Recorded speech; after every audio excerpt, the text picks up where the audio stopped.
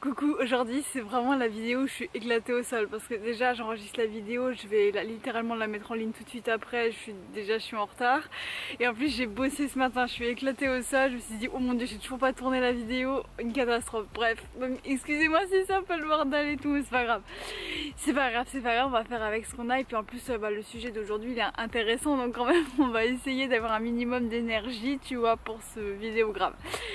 Voilà. Donc aujourd'hui, je voudrais te faire une vidéo sur le fait de se sentir nul. Parce que alors, quoi de plus universel que d'avoir l'impression d'être nul, tu vois, vraiment d'être une merde, tu vois, mais peu importe ce que ça veut dire, de se trouver moche, de se trouver pas à la hauteur de ce qu'on attend de toi, juste de pas être assez bon dans l'activité pour laquelle tu te sens prédestiné. Je sais pas, par exemple si tu veux devenir dessinateur mais que tu trouves tes dessins ils puent du cul, tu vois, tu les trouves moches et tout. Chaque fois que tu fais un dessin tu rages parce que t'as l'impression que genre t'es trop nul et tout.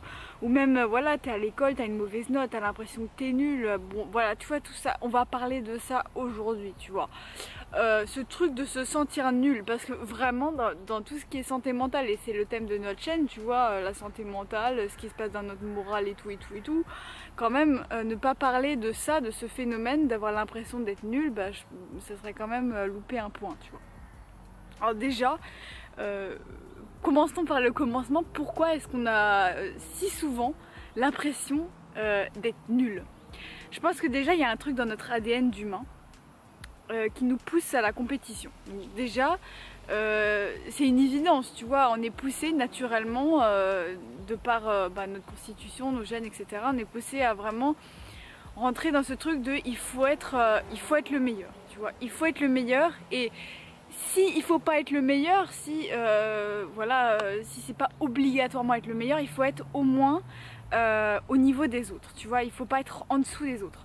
Tout simplement parce que ce qui se passe quand on est en dessous des autres, hein, si on regarde notre évolution d'Homo sapiens, tu vois, si on est en dessous des autres, ça veut dire qu'on peut pas être accepté dans un groupe parce qu'on est juste pas assez bon, parce que on n'est pas assez cool, parce qu'on n'est pas assez talentueux, parce qu'on n'est pas assez ceci ou cela, pas assez beau, pas assez machin.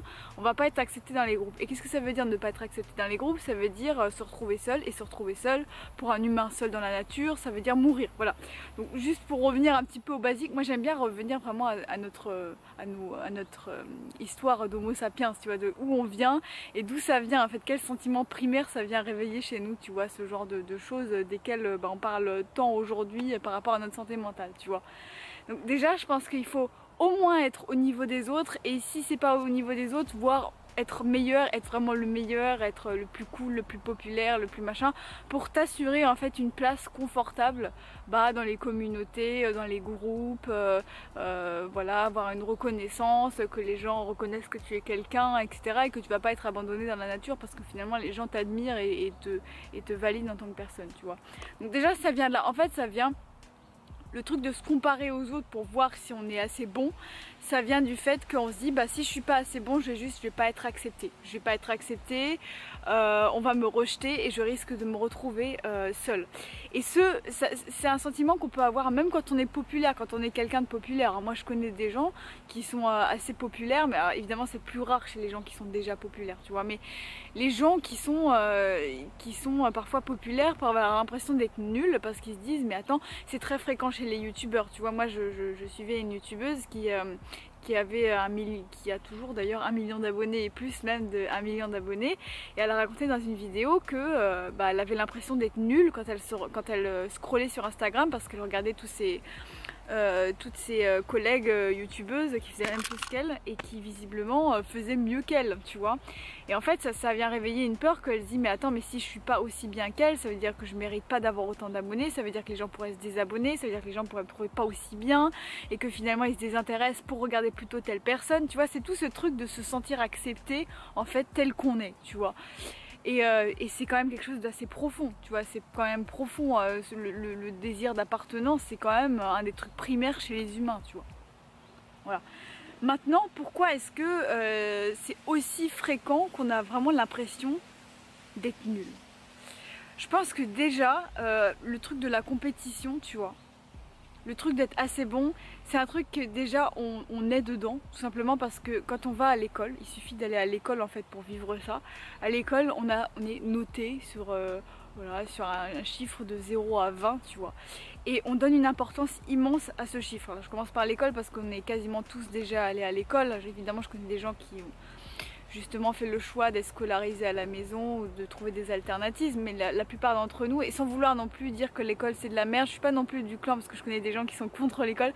Moi je suis pas non plus contre l'école, je trouve que l'école c'est quand même une grande avancée, tu vois, de pouvoir éduquer les gens et permettre à tout le monde d'accéder à un certain savoir, un niveau de savoir, tu vois, c'est quand même assez extraordinaire. Donc voilà, je suis pas en train de dire l'école c'est de la merde, mais il y a quand même un truc que l'école je sais pas si elle le fait mal ou bien, hein. Moi je suis pas la personne qui a tout compris, tu vois, donc je vais pas non plus me prononcer en mode oui ça c'est de la merde.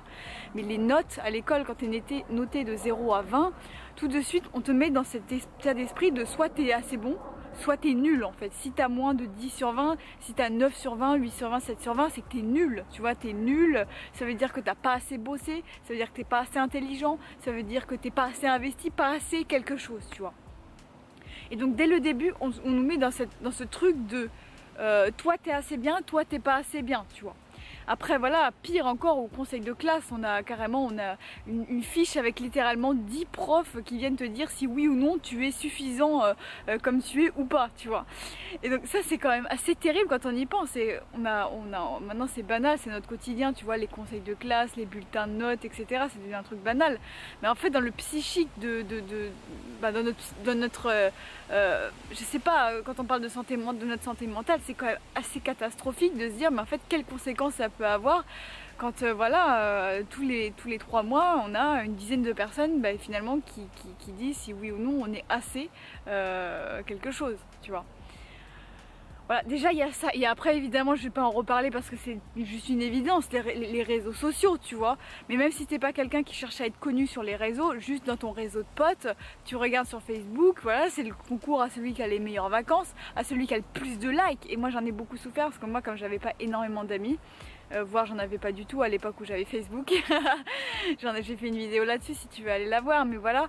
Mais quand je publiais une photo, j'avais quoi, 3 likes, quoi, au grand maximum, là où mes camarades de classe avaient 50, 60, 70 likes, tu vois.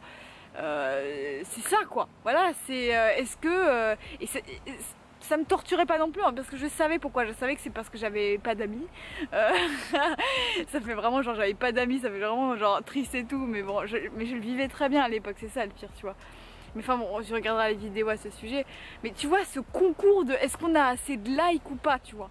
Et moi j'ai envie de te dire une chose, si t'es quelqu'un qui est pas populaire sur les réseaux, ou genre y a pas beaucoup de gens qui viennent commenter, liker tes posts et tout, sache que moi, qui suis pourtant quelqu'un de très convenable, tu vois. Je suis pas, regarde, je suis pas Satanas. Alors évidemment il y a des gens, je suis bien le Satanas de quelqu'un, je sais qu'il y a des gens qui trouvent que je suis conne, je sais qu'il y a des gens qui ne valident pas mon comportement, mais je veux dire globalement dans mon environnement avec les gens avec qui je cohabite, mais je suis quelqu'un de totalement suffisant, je suffis, enfin je suffis en tant que personne, je suis pas assez, je sais pas comment m'exprimer, je sais pas comment dire ça. Et pourtant j'étais la fille à qui on mettait 3 likes, 3 pauvres likes sur chaque post Facebook, même les photos de profil, tu vois. Donc c'est juste pour te dire que si on te met pas beaucoup de likes, ça ne veut strictement rien dire par rapport à ta valeur en tant qu'être humain, mais ça veut strictement rien dire en fait. Ça veut, je sais pas, ça veut juste dire que voilà, peut-être tes amis sont moins Facebook, ou peut-être que tu as moins d'amis, mais c'est pas un problème du tout, ça veut pas dire que t'es pas nul, t'es nul, tu vois. Donc voilà, c'est juste pour te dire que voilà, on a l'école, on a les réseaux sociaux qui nous poussent à croire qu'on n'est pas assez bien parce qu'on n'a pas assez de likes, parce qu'on n'a pas eu 20 sur 20, parce que, je sais pas, parce que le prof nous a pas fait une bonne appréciation, etc. Parce qu'on n'a pas été pris dans telle école, parce qu'on n'a pas eu tel job. Mais je veux dire, à quel moment ça veut dire qu'on est nul? Tu vois, à quel moment ça veut dire qu'on est nul? Et j'ai envie de dire, si on est nul, est-ce que c'est vraiment un problème d'être nul, tu vois? Voilà, c'est une vidéo qui est désordonnée, mais importante, parce qu'en fait, juste discuter de ça, mais juste ouvrons la parole là-dessus, tu vois. Tout le monde, j'ai l'impression que tout le monde autour de moi dit mais je suis nulle, je suis qu'une merde, etc. Et leur motif souvent c'est des trucs tout cons, c'est parce que j'ai pas été pris à tel examen, c'est parce que j'ai pas réussi à sortir avec telle personne, c'est parce que un tel m'a quitté, c'est parce que j'arrive pas à intégrer tel groupe, c'est parce que j'ai pas eu beaucoup de likes sur mon post Facebook, tu vois. Et en fait pour nous c'est des gros deals, tu vois, c'est-à-dire qu'on se dit mais en fait c'est super important que je rentre dans ce groupe, c'est super important que j'ai cette école, c'est super important que j'ai une bonne note en physique chimie, tu vois. On en fait un énorme deal alors qu'en fait en réalité c'est souvent si tu dégrossis, tu vois, si tu regardes un peu avec du recul, tu te dis mais en fait c'est insignifiant, mais on s'en fout en fait, tu vois, c'est totalement, on s'en fout. Si tu rates une école, même si c'était l'école de tes rêves, machin, mais c'est pas grave, ça va pas complètement ruiner ta vie. Je sais pas, tu vas faire autre chose, tu vas trouver d'autres centres d'intérêt, tu vas trouver une autre école, tu vas, je sais pas, ou alors tu vas te réorienter, tu vas trouver autre chose qui peut-être même va mieux te convenir, tu vois. Mais je veux dire, c'est à aucun moment c'est un deal aussi grand que ce qu'on s'imagine en fait. C'est pas du tout aussi délirant. Mais moi je te le dis, pourquoi? Parce que je l'observe chez mes potes.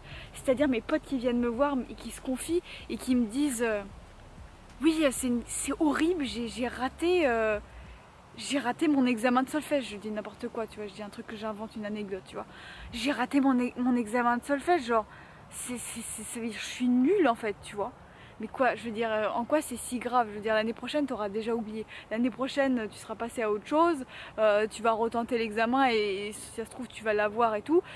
Je dis ça, j'ai déjà raté un examen de solfège, enfin j'ai raté. C'était pas vraiment un examen parce que c'était en plein confinement et on avait fait ça par téléphone, c'était un peu nimp et tout. Mais ma prof m'avait dit bon je vais te faire redoubler le deuxième cycle et au final je l'ai, voilà, sur le coup ça m'avait un petit peu fait mal, j'étais en mode non, voilà. Je me suis dit c'est pas grave, je vais refaire une année, on s'en fout quoi. Et au final bah là dernièrement, le mois dernier, j'ai eu mon examen de deuxième cycle avec mention très bien et tout, tu vois, et du coup je m'en fous complètement, tu vois, je me dis bah ok j'ai raté mon examen mais voilà, au final j'ai refait une année et puis voilà, et puis je l'ai eu l'année suivante et puis on s'en fout, tu vois. Mais le truc c'est que des tout petits trucs, enfin des trucs qu'on croit être énormes et qui sont en fait à l'échelle d'une vie sont rien du tout, on va en faire des deals énormes parce qu'on va se dire si j'y arrive pas ça veut dire je suis nulle, ça va définir ma valeur en tant que personne. Un examen ne va jamais définir ta valeur en tant qu'être humain. Ce qui définit ta valeur en tant qu'être humain, c'est ce que tu vas décider de faire aujourd'hui, tu vois. C'est ce qu'aujourd'hui tu te dis que tu vas faire. Si tu as toujours fumé toute ta vie, tu vois, et que tu as l'impression que tu es une merde parce que tu fumes et que tu n'arrives pas à arrêter, mais est-ce qu'aujourd'hui tu as décidé que tu allais arrêter de fumer? Ou est-ce que tout simplement tu as décidé d'assumer que tu continues de fumer? Tu te dis ok, je décide que je vais continuer de fumer, mais je vais totalement l'assumer. Voilà, c'est ça, c'est la personne que tu es aujourd'hui en fait qui définit si tu es un nul ou pas un nul, tu vois. Tant qu'on peut dire encore, ou là j'arrive plus à parler, si juste on peut dire que, si juste c'est possible de dire que quelqu'un est nul, parce que franchement dire que quelqu'un est nul, franchement, mais en fait c'est quoi la race, tu vois? C'est quoi la race? Quelle race on a quand on dit oui, oui un tel il est nul ou pas nul, tu vois? En fait personne n'est nul, personne n'est nul en fait. Tu vois, moi j'ai envie de terminer la vidéo là-dessus pour qu'on s'accorde là-dessus les gars, parce que c'est une vidéo extrêmement bordélique. Mais en fait, personne n'est nul. Même Hitler, il est pas nul, tu vois. Il y a des gens qui sont dérangés, tu vois. Il y a des gens, voilà, ils ont pas de valeur, etc. Mais pour autant, dire que quelqu'un est nul, mais ça veut dire quoi en fait, tu vois? Et je veux dire, même si c'est possible d'être nul. Voilà, on va se dire, ok, il y a des gens nuls, il y a des gens pas nuls. Imaginons t'es nul, t'es nul en cuisine. Bah, c'est pas grave, t'es nul en cuisine, voilà. Je sais pas, le mec populaire de ton lycée, peut-être qu'il est nul en... Il est nul en poterie, tu vois. Je veux dire, on s'en fout complètement, tu vois. Voilà. Mais je voudrais vraiment qu'on voilà, tous ensemble, tu vois. Nous, la communauté mésange, tu vois. Nous les mésangiens, tu vois. J'ai envie qu'on se pose et qu'on se dise, bah, ok, ce truc d'être nul, en fait, je vais abandonner. En fait. Je vais abandonner le concept de dire je suis nul, je me trouve nul, ou un tel est nul, etc., etc. Parce que, bah, en fait, OSEF, on s'en fout, tu vois. On s'en fout, tu vois. Soit je suis nul et dans ce cas, bah, ok, j'assume, je suis nul, bon, bah voilà, on peut pas être bon partout, tu vois. Bah, soit je suis juste pas nulle et donc stop dire que je suis nulle, tu vois. Et stop arrêter de prendre trop au sérieux des choses qui se passent à l'école, des choses qui se passent dans le milieu professionnel. Dézoome et regarde à l'échelle d'une vie ce que c'est l'événement de vie qui te donne l'impression que t'es nul, tu vois. Dézoome. T'as raté un examen, dézoome. Regarde de loin à l'échelle d'une vie, tu vois. Moi j'ai une pote, elle a 40 ans de plus que moi, ok? Parce que je fais partie d'un groupe de chanteurs et j'ai une amie donc, qui a donc 40 ans de plus que moi et donc elle a tout un vécu derrière elle que moi j'ai pas. Et elle m'a parlé de son bac, tu vois. C'est quelqu'un qui a eu, voilà, elle a eu la carrière qu'elle voulait, elle est satisfaite de ce qu'elle a fait professionnellement, tout ça. Et elle m'a raconté comment elle a raté son bac, tu vois. Raté son bac entre guillemets parce qu'elle l'a eu, mais de justesse, genre vraiment, voilà quoi.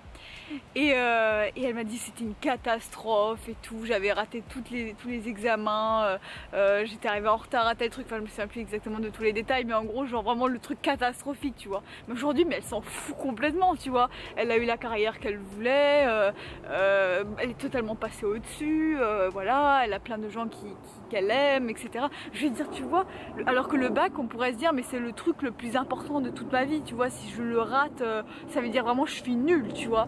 Mais en fait tu dézoomes et tu te rends compte, bah en fait pas du tout, tu vois. En fait pas du tout, voilà.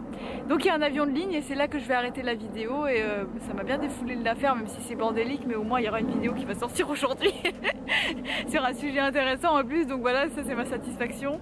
Donc merci à toi si tu l'as regardé, parce que vraiment je sais pas si moi, ma personne pourrait regarder mes propres vidéos parce que c'est tellement genre bordélique et tout. Mais bon allez, je te dis à plus et à demain pour un nouveau contenu, salut.